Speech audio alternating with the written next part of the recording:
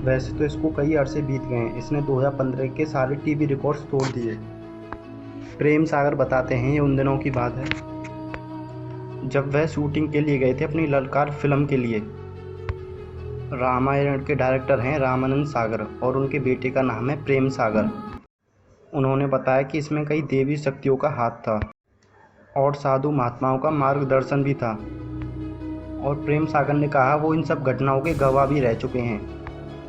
जब उनके डिस्ट्रीब्यूटर उन्हें कामाख्या देवी मंदिर ले गए, मैं भी उनके साथ था। ये कहानी अविश्वसनीय है। जैसे ही हम लोग मंदिर से दर्शन करके बाहर निकले, तभी एक छोटी सी कन्या ने वहाँ पर आकर हमसे कहा कि आपको बाबा जी ने बुलाया है।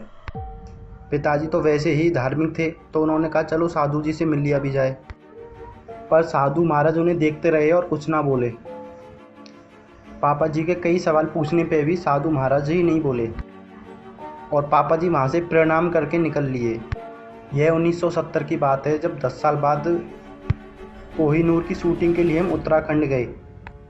वहीं हर की पैड़ी घाट पर एकदम ज़ोर से बारिश होने लगी, जिससे वहाँ पर कुछ भी आश्रय नहीं दिखा हमको। वहाँ घाट पर चारों तरफ तूफान था और हमें कोई दूर दूर तक मकान भी नहीं दिख रहा था। पर तभी पापा जी को एक साधु का आश्रम भी दिखाई दिया। पापा जी ने अपने असिस्टेंट से कहा कि कृपया करके साधु जी से पूछ लिए कि क्या वो हमें रात को रुकने देंगे। फिर उन्होंने डायरेक्टर का नाम पूछा। जैसे ही उनका नाम बताया रामानंद सागर, तो वे खुश हो गए और माफ़ी मांगते हुए अपनी कुटिया में सबको ले आए। साधु जी ने सबको आसन पर बैठाया, काढ़ा दिया। बात करते समय साधु जी ने अपना नाम रामानुजन सरस्वती बताया था। वे एटॉमिक साइंटिस्ट थे जो कि गंगा जी के पानी पर रिसर्च कर रहे थे कि उसमें कितनी एनर्जी है। वो नदी के पास ही कुटिया बनाकर रहते थे। तभी कुटिया के अंदर कुछ साधु आए जिन्होंने रामानंद सागर जी को पहचान लिया था और उन साधुओं ने बताया था कि उन्होंने रामानंद सागर जी को कामाख्या देवी मंदिर पर देखा था। हम सब सुनकर ये दंग रह गए कि उनको ये बात कैसे पता।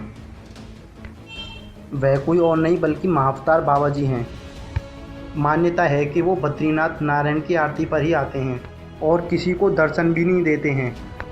हम समझ गए थे कि हमको एक दैविक कार्य की जिम्मेदारी मिली है।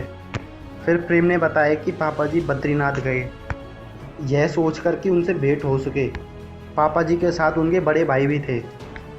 मंदिर में एक साधु ने उनको प्रसाद दिया, पर वह प्रसाद छूटकर नीचे गिर गया। तभी एक दूसरे साधु ने उस प्रसाद को लपक कर खा लिया। जब तक पापा जी कुछ सोचते तब तक वो साधु महात्मा गायब हो चुके थे।